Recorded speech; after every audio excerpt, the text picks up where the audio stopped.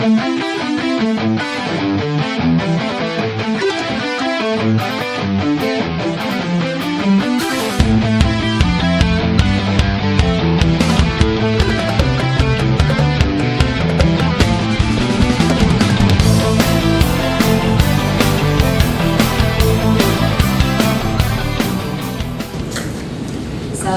warahmatullahi wabarakatuh.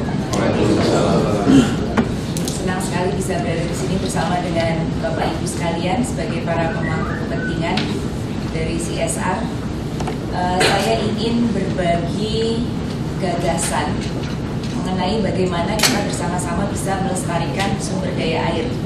Karena kita sama-sama tahu bahwa air itu sangat terkait atau sangat dibutuhkan oleh makhluk hidup, tidak hanya manusia saja tapi juga hewan, tumbuh-tumbuhan. Dan barangkali kita semua kadang-kadang tidak sadar ya bahwa air itu adalah sumber daya alam yang terbarukan. Jadi tidak seperti bahan bakar yang dari fosil ya, yang suatu hari nanti bisa habis. Air itu tidak akan habis, dia akan terbarukan karena ada suatu siklus air. Suatu siklus air ya, di mana air itu akan terus ya menguap, kemudian akan turun lagi sebagai tetesan air atau hujan yang bisa meresap ke dalam tanah, bisa dia langsung ke sungai atau ke laut kalau tidak ada sesuatu yang menangkap air itu di dalam tanah.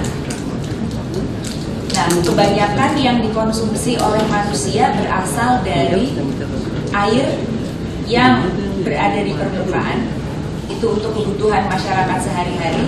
Jadi seperti misalnya untuk irigasi, untuk barangkali masyarakat yang di pedalaman itu masih ngambil air dari sumur ya, untuk mandi, untuk kebutuhan rumah tangga. Lalu ada juga yang dari dalam tanah atau kita sebutnya air tanah dalam. Nah, pada intinya sebetulnya adalah bagaimana kita memelihara supaya siklus air ini sedemikian sehingga air yang dimanfaatkan oleh manusia itu atau oleh makhluk hidup yang lain, karena misalnya hewan juga perlu air, apalagi kalau untuk industri peternakan ya, itu bisa memenuhi kebutuhan manusia atau hewan. Nah, ketersediaan air di dalam lapisan bawah tanah yang saya sebut sebagai lapisan penyimpan air itu sangat ditentukan oleh perilaku kita juga. Ya, jadi kalau misalnya banyak hutan kemudian dialihfungsikan, pohon-pohon ditebang, maka air tidak akan meresap ke dalam tanah tapi dia akan langsung mengalir ke sungai atau ke laut. Dan pemanfaatannya menjadi tidak maksimal. Apakah pernah terfikirkan bahwa gaya hidup juga mempengaruhi? Ya, kenapa saya katakan gaya hidup? Karena ada satu penelitian yang dilakukan oleh pakar, ya, berasal dari Belanda, kemudian juga oleh universitas, oleh satu institusi yang mengatakan bahwa water footprint, jadi air yang dipergunakan untuk memproduksi sepasang celana jeans itu mulai dari awal sourcing bahan bakunya dan sebagainya itu ternyata 11.000 liter. Ya, meskipun sebagian kadang-kadang mengatakan bahwa ya tapi setelah itu untuk nyucinya lebih hemat katanya, karena anak-anak muda sekarang itu senang pakai jeans berhari-hari, ya, mungkin seminggu sebulan baru dicuci, katanya semakin lama dipakai semakin enak. Ya, kemudian gaya hidup yang lain, kita tahu sekarang terutama anak-anak muda itu senang sekali ngopi-ngopi di kafe. Tapi apakah kita sadar bahwa untuk satu cangkir kopi itu ternyata dibutuhkan 140 liter air, mulai dari menumbuhkan biji kopinya, merawat tanamannya, sampai dia menjadi secangkir kopi yang dihidangkan yang kita minum. ya. Jadi semua itu sangat berpengaruh. Oleh karena itu maka tidak heran kalau kita katakan bahwa untuk memastikan ketersediaan air untuk makhluk hidup ini adalah merupakan tanggung jawab kita bersama. Ya, jadi sepanjang, karena air merupakan sumber daya air yang terbarukan, sumber daya alam yang terbarukan, maka sepanjang kita memelihara faktor-faktor lingkungan yang bisa membuat air ini meresap ke dalam tanah kemudian dimanfaatkan oleh makhluk hidup, maka ketersediaan atau terjaminnya kuantitas dan kualitas air itu bisa dipastikan. Jadi sebetulnya kata kuncinya adalah itu, sepanjang kita memelihara. Nah, sebagai salah satu pengguna air di Aqua,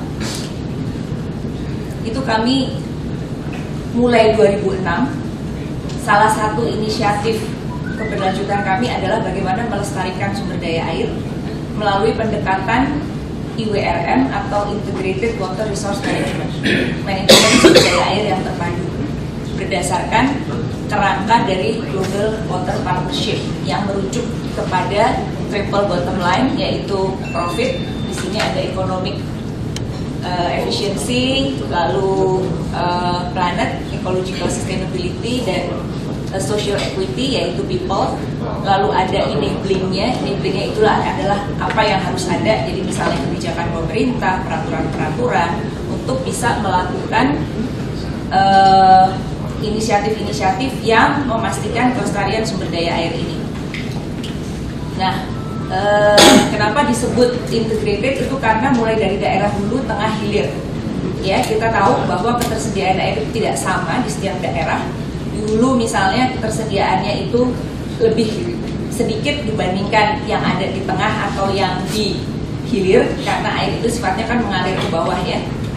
Nah, jadi terpadu berbagai inisiatif dilakukan. Kalau yang di daerah hulu itu biasanya adalah konservasi, pembuatan penanaman pohon, pembuatan biopori misalnya, pembuatan embung. Lalu yang di tengah itu lebih kepada bagaimana memaksimalkan pertanian yang berkelanjutan atau pertanian organik, tentunya dengan bekerja sama dengan berbagai pemangku kepentingan, dan peran pemerintah dalam hal ini juga sangat penting. Kami juga punya suatu alat yang namanya Spring Pool, ya, yang terdiri dari 6 grup besar, yaitu bagaimana kita punya pengetahuan ya untuk melestarikan sumber daya air, kemudian bagaimana manajemen dari air itu sendiri, dari sumber daya airnya, lalu bagaimana memprotek. Jadi tadi saya katakan tidak hanya kuantitas tapi juga kualitas. Jadi bagaimana memproteksi, dan tidak hanya dari ketersediaan air dari segi volumenya tapi juga kualitasnya. Lalu bagaimana share, ya, bagaimana sumber daya ini bisa dimanfaatkan oleh berbagai pihak yang memang merupakan pengguna air. Engagement tadi kerjasama dengan berbagai pihak, dan juga resource allocation karena diperlukan human resources, capital resources. Nah, sebagai contoh dari beberapa inisiatif yang kami lakukan, terintegrasi dari bagian hulu, tengah, dan hilir, di mana pabrik kami biasanya berada di bagian tengah. Ini adalah contoh-contohnya program Gunung Salak Lestari di Subdas Citatih. Jadi memang pendekatannya adalah pelestarian daerah aliran sungai atau sub daerah aliran sungai. Ada berbagai program, seperti kita lihat kalau konservasi itu bisa rumah pembibitan, penanaman pohon di kebun keluarga. Jadi tanpa peran serta dari masyarakat sendiri ini tidak akan mungkin berhasil. Lalu penanaman pohon di sekitar sumber air. Kemudian setelah air yang bersih ini tersedia, yang harus dilakukan juga adalah bagaimana mengedukasi masyarakat agar mereka mempunyai pola hidup yang lebih sehat, ya. Karena kalau nggak ada air nggak mungkin bisa sehat. Sulit sekali ya, untuk mandi aja susah, misalnya untuk bayi atau balita itu juga kalau nggak ada air akan sulit sekali. Itu begitu airnya ada, maka pola hidup sehat ini bisa diperkenalkan sehingga kesehatan masyarakat dan kesejahteraan bisa ikut meningkat juga. Lalu ada lagi contoh di Jawa Timur, yaitu di Subdas Rejoso, ada hutan asuh, kemudian juga kerjasama atau kami mendampingi siswa-siswa sekolah supaya mereka lebih terinspirasi, terdorong untuk melakukan juga pelestarian lingkungan. Ada kampung sehat Danon, jadi selain air bersih tadi, akses air bersih dan juga penyihatan lingkungan, juga program waste management atau pengelolaan sampah yang terpadu. Kemudian contoh berikutnya adalah di area pemberdayaan masyarakat. Jadi kalau masyarakat tidak berdaya, maka tidak mungkin kita membantu mereka untuk melakukan inisiatif-inisiatif pelestarian sumber daya air.